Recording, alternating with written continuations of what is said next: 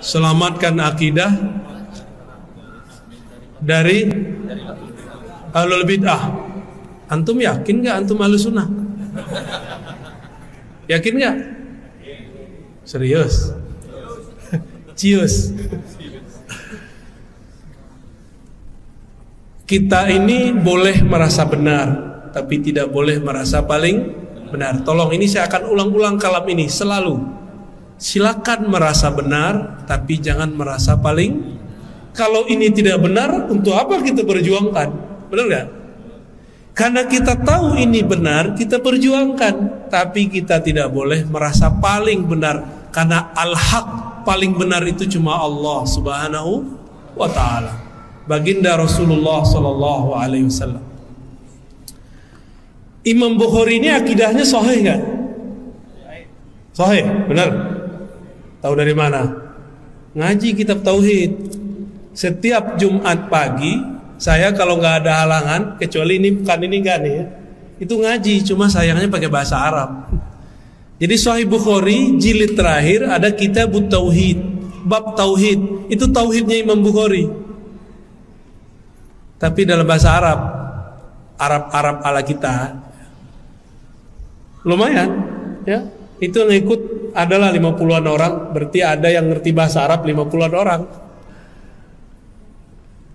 Kalau antum ngikut kan jadi rame, tapi nggak ngerti bahasa Mekah nih. Baik. Imam Bukhari akidahnya apa? Ahlus. Dia punya murid namanya Al-Firabri, umurnya panjang. Al-Firabri ini semasa dengan Imam Abul Hasan Al-Ash'ari. Makanya akidah mereka sama. Al-Firabri ngaji Sahih Bukhari pertama kali di Khurasan, di wilayah Naisapur. Khatam pertama.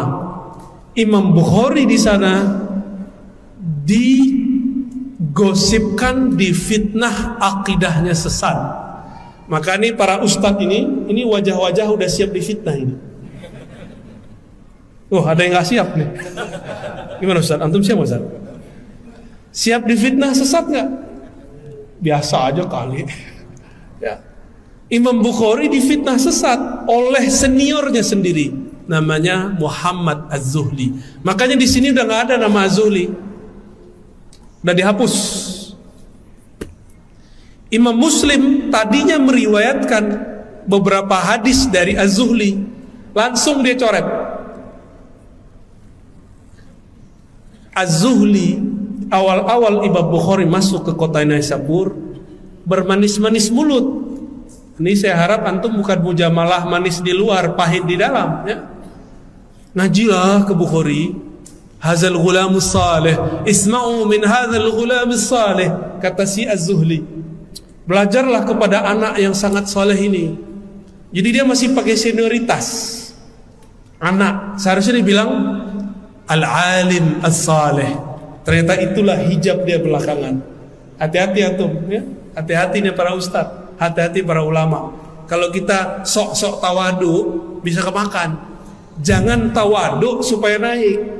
Tawadu itu betul-betul ingin menghabiskan ego kita di hadapan Allah Subhanahu wa ta'ala. Ada orang tawadu karena dia pengen dia naik. Namanya mujamalah, basa-basi. Tahu? Basa-basi. Oh enti ya akhi ana habibullah la anta muhaddis kabir wala gaya ya, sok dipuji-puji tapi di belakang pahit, di belakang ngata-ngatain. Kajinya alun lain. Tapi di depan mujamalah, itu kebaca Pak di wajahnya. Cuma kita nggak boleh ngomong kan isi hati. Ya, kalau ada cut langsung. Kalau nggak kejadian lagi seperti kejadian zaman Imam Bukhari. Ya, Imam Az-Zuhli diprovokasi orang. Kok diprovokasi? Setiap kali majelis Imam Bukhari kebetulan waktunya bersamaan. Sisalah yang tadinya penuh di majelisnya Imam Zuhli, sekarang lebih dari 2/3 pindah ke majelis Imam Bukhari. Kok bisa begitu? Karena Imam Muslim pernah ngomong, Al-Bukhari a'lam minal Zuhli fil ilal. Imam Bukhari itu yang kami suka bukan hafalannya aja, tapi dia mengerti penyakit-penyakit hadis yang mana Imam Zuhli pun tidak sampai ilmunya. Karena orang mulai faham, mulailah berkurang. Sisalah cuma beberapa saf murid Imam Az-Zuhli. Masuklah munafik, syaitan berwajah santri murid jamaah terdekat. Apa kata dia? Imam Zuhli, Bukhari itu kamu tahu nggak? Dia itu akidahnya nggak beres. Dia mengatakan talaffuzuna bil Quran makhluk. Kalau kita melafazkan Quran Bismillahirrahmanirrahim, lafaz ini makhluk. Menurut kamu bagaimana Zuhli? Imam Zuhli langsung teringat Imam Ahmad gurunya. Wah, itu kafir, itu bid'ah, minimal dia bilang bid'ah. Mubtadi'. Padahal maksudnya kan nggak begitu. Nanti dikirim lagi orang, udah kamu dengerin lagi. Nah, nanti datang lagi, tambah banyak. Oh betul, ternyata orang ini nggak ngerti juga maksudnya apa. Walhasil apa yang terjadi? Fitnah berkembang. Istilahnya sekarang syubhat menyambar-nyambar. Imam Bukhari difitnah sebagai imam sesat, halal darahnya. Jadi sudah sampai fatwa Imam Bukhari halal darahnya, bakal dibunuh tengah malam ini. Datanglah Imam Muslim bawa kuda, bawa onta, bawa perlengkapan. Hari masih sore. Apa kata Imam Muslim? Tuan Syekh Muhammad Ismail Al-Bukhari, tolong engkau sebelum tengah malam sudah berangkat. Imam Bukhari kaget, ada apa? Di belakang sana sudah menyiapkan algojo untuk membunuhmu malam ini. Imam Muslim barusan hadir. Imam Muslim baru buat kejadian di majelis Az-Zuhli. Apa kejadiannya? Ketika Az-Zuhli mengatakan, "Man sami'a 'anil Bukhari iyyahu 'anni." Siapa yang dengar dari Bukhari pergi. Kata siapa? Az-Zuhli. Imam Muslim langsung berdiri, diambil lembaran kertasnya, dirobek. Lihat, semenjak saya robek riwayatmu ini, catatanku darimu, aku tidak mau lagi meriwayatkan darimu. Pergi ini. Di situ mereka terdengar konspirasi, mereka mau bunuh Imam Al-Bukhari. Jadi imam kita, pengarang kitab ini sudah pernah difitnah pada zaman hidupnya. Terus kalau antum cuma difitnah dikit-dikit aja biasalah, ya nggak? Yang paling kencang difitnah sini siapa nih? Imam utama, Dr. Zulhendri, penghalal bank syariah. Jadi kalau kita difitnah sekarang, mundur nggak? Mau mundur gak? Ini zaman, saya kabarkan, ini sudah mulai perang, tapi perangnya perang akidah.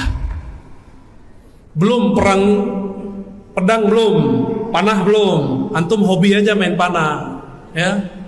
Kita belum perang panah, belum. Kalau mau ngelawan Dajjal pakai panah, mati duluan. Ditarik napasnya si Dajjal, mati kita. Panah belum nyampe, kita udah mati duluan. Jadi kalau antum latihan panahan, niatnya untuk ngelawan Dajjal lewat. Panahan karena ini olahraga tua, pernah dipakai baginda Rasulullah, maka kita pun berolahraga, boleh. Cuma kalau itu diniatkan untuk melawan Dajjal, lewat. Dajjal itu sakti, Pak. Jangankan panah, hujan pun berhenti oleh Dajjal, ya.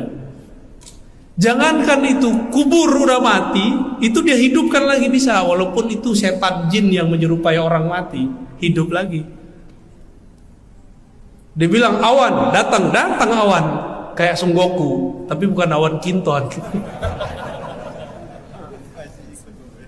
Dulu waktu kecil kita nonton ya, sampai ke bawah-bawah mimpi, ya Allah. Jadi kita latihan olahraga akhir zaman bukan untuk perang sama Dajjal, nggak sanggup. Dajjal itu bawa kebohongan. Sorganya neraka, nerakanya sorga. Berarti ini belajar apa nih? Belajar sir. Jadi kalau ingin melawan Dajjal, panah kolbu dulu dipelajari, baru bisa kita memahami perang akhir zaman. Nggak cukup naik kuda doang, harus kuda jiwa ini, kan kuda ini.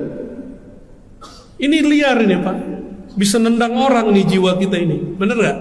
Nafsu ini lebih kuat daripada kuda manapun. Maka kendarai dulu kuda jiwamu, baru engkau bisa melawan musuh akhir zaman nanti. Insya Allah. Kembali ke Imam Bukhari. Imam Bukhari habis itu ngapain? Dia berangkat balik, diikuti oleh muridnya Al-Firabri. Sampai di Uzbek, di kota Bukhara, beliau pun mendengarkan kembali Sahih Bukhari dari Imam Al-Bukhari. Berarti 2 kali khatam. Al-Firabri nanti punya murid, banyaklah jalurnya.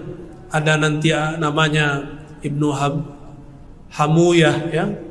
Ada Ad-Dawudi, macam-macam. Mereka ini punya murid namanya Abu Zar Al-Harawi. Saya sudah sering cerita di sini. Ya, karena berkaitan dengan Sahih Bukhari, kita ambil kali kisah itu. Antum pada lupa kan? Padahal ada rekamannya kan? Ya, kita ulang lagi ya.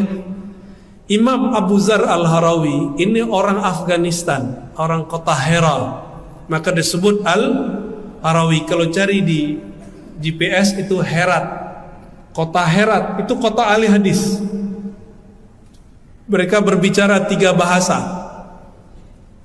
Bahasa Arab, bahasa Persia, dan bahasa kampung di situ. Dari Al-Hera ini juga ada Imam Ibnu Majah, banyak dari situ ya.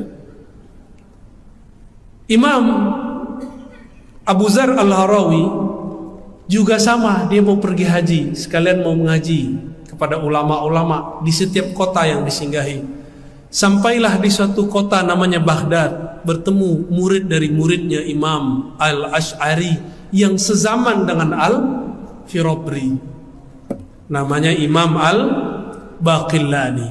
Yang dulu ditanya orang, kenapa engkau mendebat ahlul bid'ah? Inilah cerita, judulnya diambil dari situ. Baik. Imam Al-Baqillani, biasa orang memperdebatkan beliau, ini mazhabnya Maliki atau Syafi'i, itu ada perdebatan. Saking laku kerasnya itu. Orang Syafi'ah ngaku bahwa dia ini Syafi'i, orang Malikiyah ngaku dia ini. Kalau Imam Bukhari lebih dahsyat, 4 mazhab ada. 4 mazhab punya. Tapi mazhab Hanafi diperdebatkan ya. Kenapa disebut Maliki? Karena berguru kepada murid-murid Imam Malik. Lebih dari 3 murid Imam Malik dia berguru. Qutaibah, Muhammad bin Maslamah, dan beberapa murid-murid yang lain ya. Disebut Syafi'i karena dia berguru. Hadis pertama di Sahih Bukhari adalah muridnya Syafi'i, Al-Humaidi, Abdullah ibn Zubair. Disebut Hanbali karena dia langsung bertemu Imam Ahmad ibn Hanbal. Laku kerasnya tuh ya, indah sekali tuh hidup Imam Syafi'i. Di alam barzahnya dia diperebutkan oleh semua mazhab. Ntar kalau kita mati, kita diperebutkan mazhab atau dibuang. Imam Baqillani ini hampir setiap hari debat. Mirip-mirip seperti Buya Al-Nof sekarang udah ke debat deh. Canggih dia debat sekarang tuh ya. Ani senang lihatnya. Harus ada yang debat, Ustaz Uzair mulu yang debatnya. Udah pernah diancam bunuh ya? Betul. Khawarij benar itu orang. Orang baru hijrah juga ya gak? Ini udah hijrahnya kemana-mana udah ke Mesir, udah ke negeri yang gelap, lahir batin. Tapi bahasa mereka fasihnya bukan, batinnya itu terang ya. Ulama-ulama Habasyah, dalam hadis kan disebut Habasyah. Kita kalau mau ngambil bahasa Arab Fusha, ngambilnya ke Habasyah. Bahasa Arab mereka luar biasa. Mereka kalau nulis sastra bagus-bagus. Dulu Nabi kirim rombongan hijrah pertama kemana? Habasyah. Itu ngomong bahasa Arab. Dan ada beberapa Arab Habasyah masuk ke dalam Al-Quran. Al-Ma'idah itu bahasa Habasyah, artinya meja. Allahumma sholli ala Muhammad. Ada yang jatuh nih. Al-Ma'idah itu bahasa Habasyah ya. Baik. Imam Baqillani rahmatullah alaih ditanya oleh orang, kenapa kamu debat terus? Kok nggak diam? Ini kan masalah sudah beres dulu. Dulu beres, sekarang muncul lagi. Dijawab oleh beliau, dinukillah kalam ini dalam kitab Tabyin Kazim Muftari, karya Imam Al-Hafiz Ibnu Asakir ya, Asy-Syafi'i. Apa kata Imam Baqillani? Apakah engkau mau mengulangi kembali penistaan terhadap ulama di zaman Abbasiyah? Itu dulu Imam Ahmad, Yahya ibn Ma'in dan imam-imam yang lain, cuma karena ada 1-2 persoalan akidah itu mereka masuk penjara dan ditelanjangi dalam penjara. Hanya 1 imam yang tidak bisa ditelanjangi, Imam Ahmad ibn Hanbal. Ketika sarungnya dipelorotin oleh Al-Gojo, dia berbicara kepada sarung, ya izari ittaqillah, wahai sarungku takutlah kepada Allah. Itu sarungnya naik kembali, nggak bisa turun, sampai Al-Gojonya ketakutan, ini makhluk apa ini? Itu karamah Imam Ahmad ibn Hanbal. Bahkan ada imam namanya Ahmad ibn Nasr, temannya Imam Ahmad bin Hanbal, digantung, disalib, dan baru diturunkan 7 tahun setelah dia digantung. Cuma karena masalah perbedaan sedikit. Hanya Ahlus Sunnah yang toleransinya tinggi. Mu'tazilah yang kata orang kampus itu pikirannya maju, enggak juga. Kalau mereka berkuasa, yang lain mereka hantam. Ulama Ahlus Sunnah yang meriwayatkan hadis Allah bisa berjumpa di akhirat masuk penjara, dianggap sesat. Jadi ulama-ulama Ahlus Sunnah ini, mereka ini kalau dulu hidup ini masuk penjara semua ini. Gak ada yang bertahan di sini.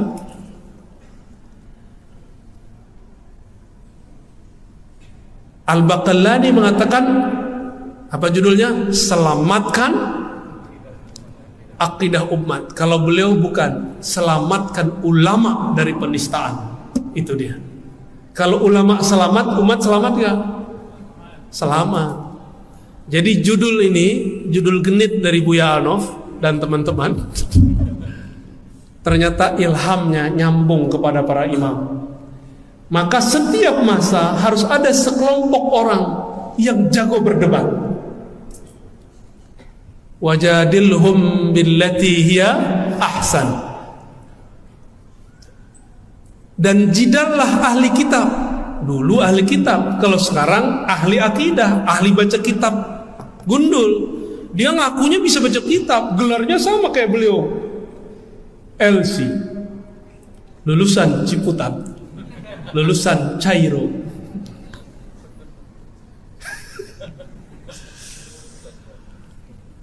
Lulusan Corona. Udah lulus tak? Udah lulus antum? Alumni ya, alumni Corona ya. Antum LC semua lah ya, lulusan Corona. Al-Imam Baqillani, semangatnya inilah kemudian yang ditularkan dari masa ke masa. Maka setiap masa harus ada yang menjidal billati hiya ahsan, dengan metodologi yang ilmiah, dengan cara yang ahsan. Apa arti ahsan? Jika mereka pakai kitab, kita pakai kitab. Apalagi mereka menyebutkan dalil hadis, kita baca hadis. Kalau kata Buya Zulhedri, mereka LCMA, kita LCMA juga. Mereka doktor, kita doktor juga gitu. Gaya itu dia, belagu dia itu. Tapi belagunya bener ya. Antum belagunya kagak bener. Kita bersyukur ada orang-orang ini. Jika dulu yang terpilih Imam Baqillani dan kawannya Ibnu Fura, ya, ada Al-Isfaraini. Ini 3 ulama di zaman itu. Ini 3 ulama ini. Tapi beratnya pengajian mereka susah. Jadi dia itu Al-Baqillani, Ibnu Fura dan Al-Isfaraini kalau ngaji ngelewatin pasar. Kalau ngelihat pasar sama kayak kita masuk mall. Matanya jelalatan nggak? Matanya bisa melihat macam-macam nggak? Kata kawan kita, Bang, cuci mata lah Ustaz. Ya, cuci mata pakai rinso.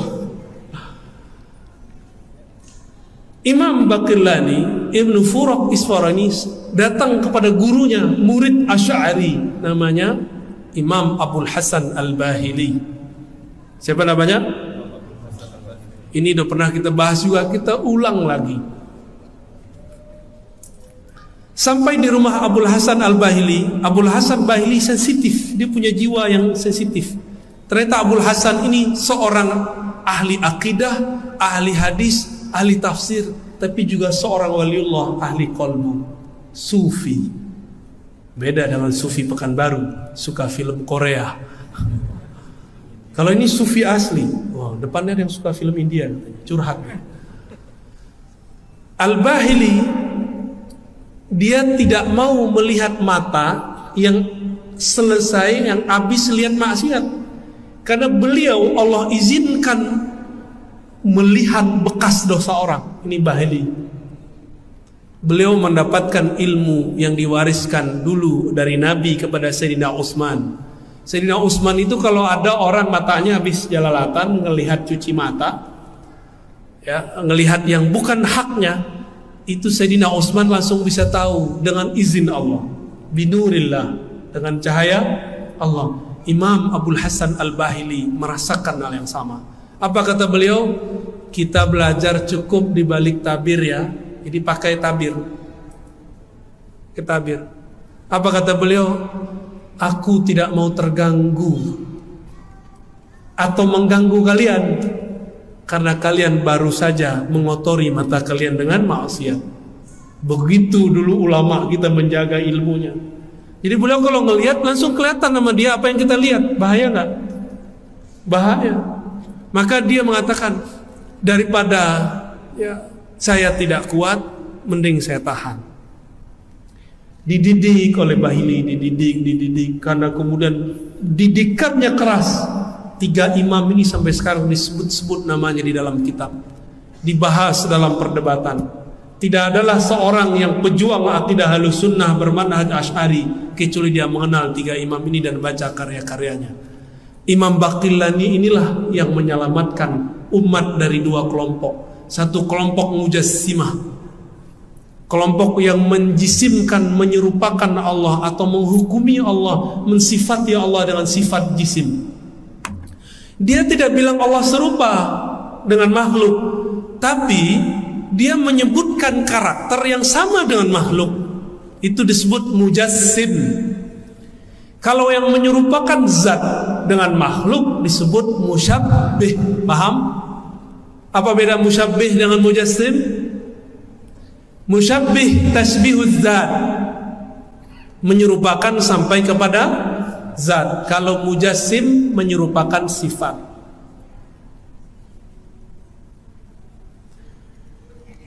Lalu kelompok yang sekarang menyebut dirinya Wahabiyah Salafiyah masuk yang mana? Kita langsung aja Pak ya. Kenapa saya berani menyebut begini? Karena mereka sudah mulai memfatwakan dalam kajian-kajian mereka, akidah Asy'ariyah itu dhalah, sesat, firqatun dhalah. Benar gak? Antum sudah dengar belum? Mau diam? Diam dosa besar antum. Apalagi ustadz diam. Udah gak boleh diam. Ini sudah perang Pak. Mundur sama dengan al-firar minaz zahaf. Orang yang mundur tidak mau maju terus pada saat segenting ini, dia sama hukumnya ketika berperang mundur lari dari peperangan. Dosa besar gak? Jadi mulai detik ini tidak ada lagi ceritanya Ustadz sudahlah, gak ada cerita begitu. Antum gak ikut, keluar barisan. Kita tetap berjuang, memperjuangkan akidah yang moderat, walaupun gayanya sangar-sangar dikit ya. Mereka sudah berani Pak sekarang. Dan sudah kejadian di tetangga antum sebelah Pekanbaru. Beberapa bulan yang lalu mereka bilang NU Muhammadiyah Jamaah Tabligh, ya. Dia ngomong begitu kan? Sesat. Benar kan dia ngomong begitu? Aslinya begitu, Pak. Walaupun sekarang minta maaf. Dia kalau ke belakang sama, dia ngomong begitu lagi. Itu namanya taqiyah. Ternyata taqiyah itu tidak hanya milik Syiah Rafidhah, tapi juga milik Wahabiyah. Jadi mereka benci sekali tuh sama orang tuh.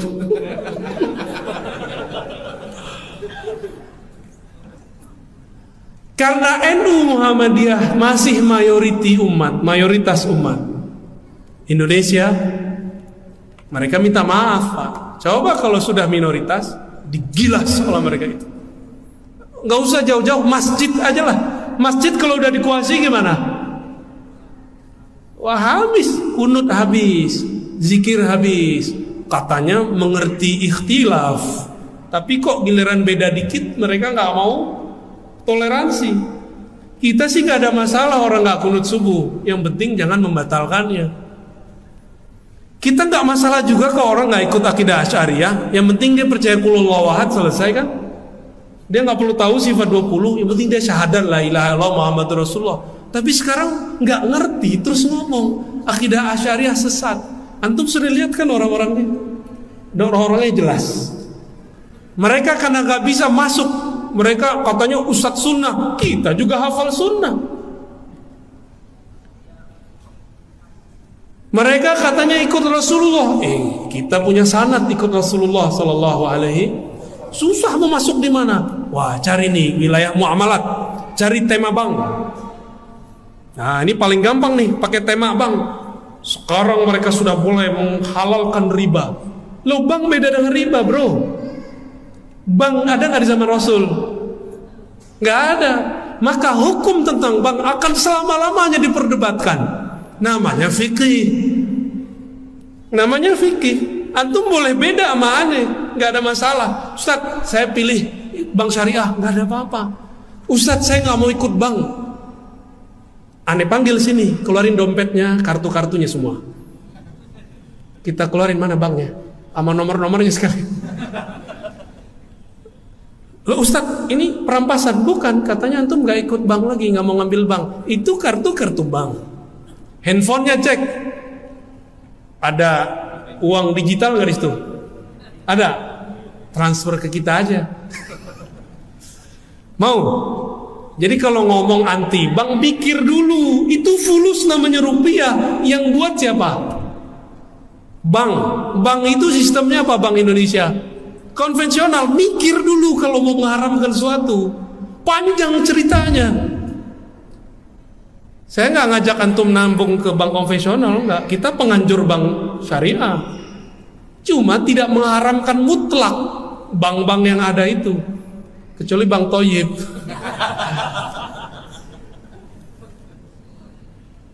Jadi dicari tuh, nggak bisa lewat akidah, nggak bisa lewat hadis, nggak bisa lewat mazhab, nggak bisa lewat sanad, nggak bisa lewat tasawuf. Lewat apa lagi? Lewat muamalah. Nggak bisa juga. Wah, ada tema baru nih, Taliban.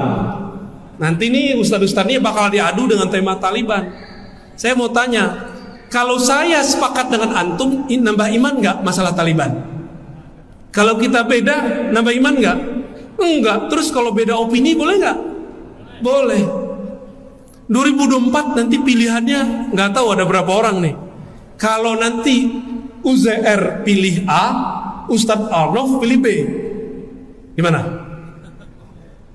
Boleh nggak? Ayo, boleh nggak? Yang bilang boleh waras. Boleh nggak? Boleh nggak? Pada takut nih, karena habis trauma 2019 ya.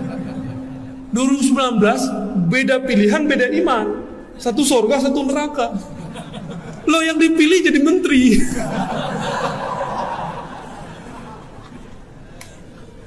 Pak Ustaz, nanti kita joblos jadi menteri Ustaz.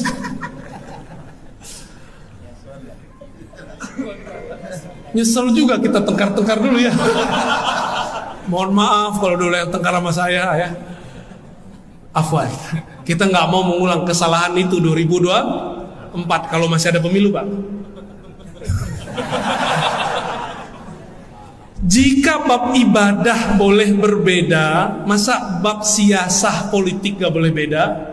Maka kami ingatkan terus dan tolong para asatis edukasi, dewasakan umat setiap saat bahwa berbeda itu biasa.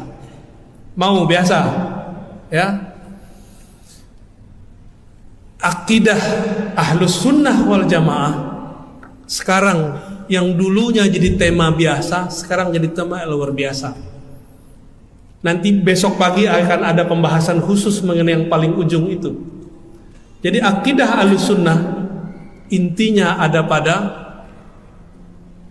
tanzih, mensucikan persepsi kita mengenai Allah Subhanahu wa taala. Yang kedua, tasdik kepada baginda Nabi Muhammad SAW. Ada yang bagian akhir untuk akhir zaman. Tasdik bi khurujil mahdi, membenarkan keluarnya akan muncul seorang imam di akhir zaman, namanya imam. Ini baru tema yang baru diangkat oleh para ulama. Sebenarnya tahun 2000-an sudah ada tema-tema itu di Mesir. Dulu kitab-kitabnya banyak, cuma bercampur dengan teori-teori konspirasi.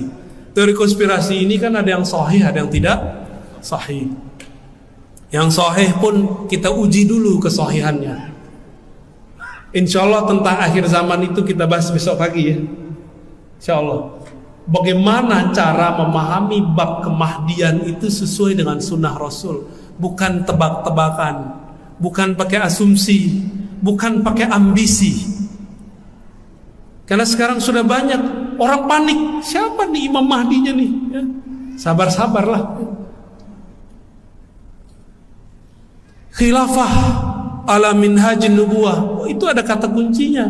Insyaallah besok lah kita bahas akhir zaman versi akidah Ahlus Sunnah. Sekarang kita kembali.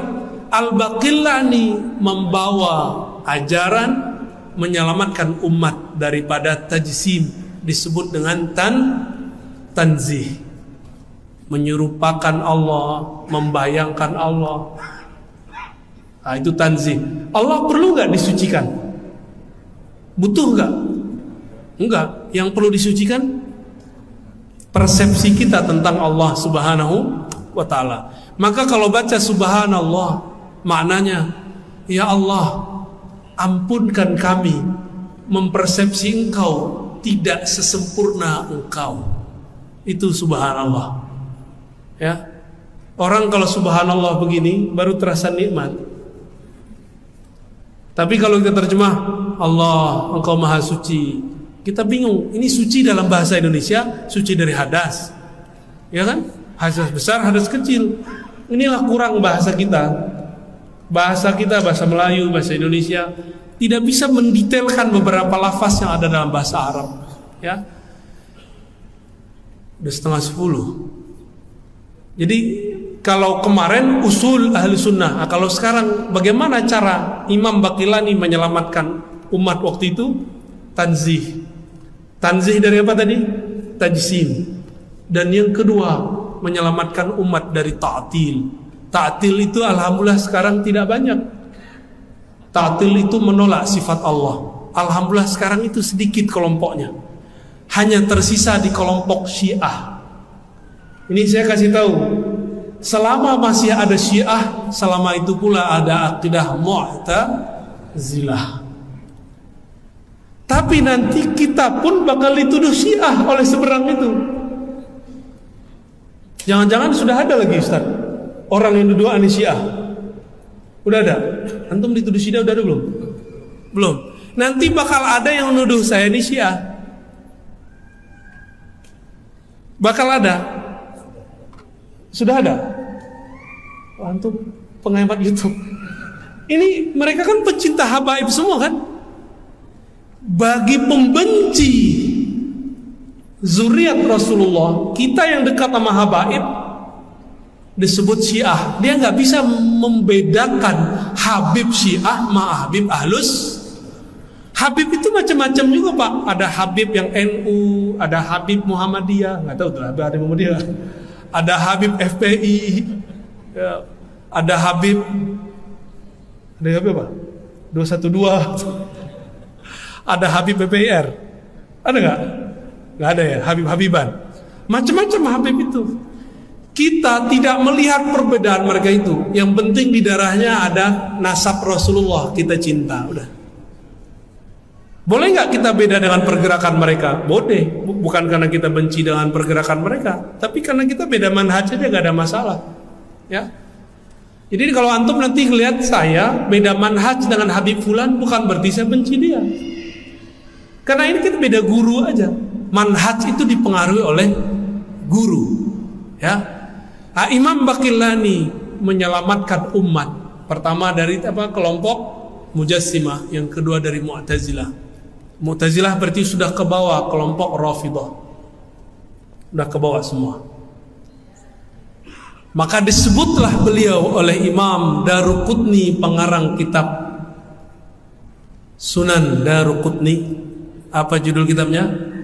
Sunan, bukan Sunanul Mustafa. Sunan Ad-Daruqutni. Kata beliau, Abu Huzar bertanya, itu siapa orangnya? Dijawab oleh Imam Daruqutni, ahli hadis. Ini orang imam ahli sunnah, qami'ul bid'ah. Inilah imam pembela sunnah, pemberantas bid'ah. Berarti yang dimaksud oleh imam ahli hadis namanya Daruqutni. Daruqutni selevel Bukhari, di bawah dikit. Maka dia bisa mengkritisi Sahih Bukhari.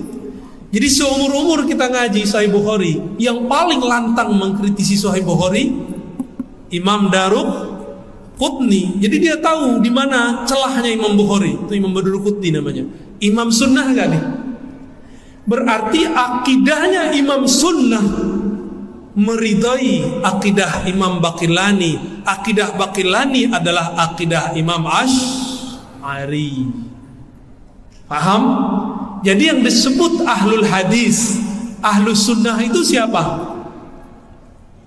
Akidah Asy'ariyah. Tapi mereka kan ngaku inilah akidah sunnah. Pas kita cek ternyata atu sunnah doang, sunnah yang lain gak ada yang pakai. Jadi nggak jujur kepada Allah, nggak jujur kepada Rasulullah, nggak jujur kepada umat. Itu masalahnya. Ya. Maka beruntunglah ini yang ada di hadapan antum. Semoga mereka adalah Baqillani zaman ini. Amin. Untuk mereka kita bacakan surah Al-Fatihah. Al-Fatihah. Amin.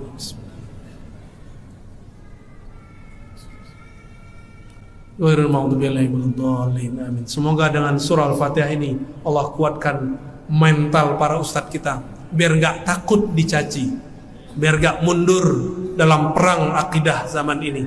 Ini sudah mulai perang. Satu kata dari saya, jangan pernah mundur. Mundur dosa besar. Jadi yang dihantam sekarang apa? Mental. Mental antum Ustaz. Mental saya. Untungnya guru kita agak ganas-ganas sedikit. Didiknya dasar-dasar. Untung guru-guru kita orang-orang yang urat takutnya sudah nggak ada, kecuali hanya kepada Allah Subhanahu wa ta'ala. Alhamdulillah dengan berkah didikan mereka, ini urat takut saya memang udah nggak ada kali Ustaz. Ya, kecuali hanya kepada Allah Subhanahu wa ta'ala dan orang di rumah.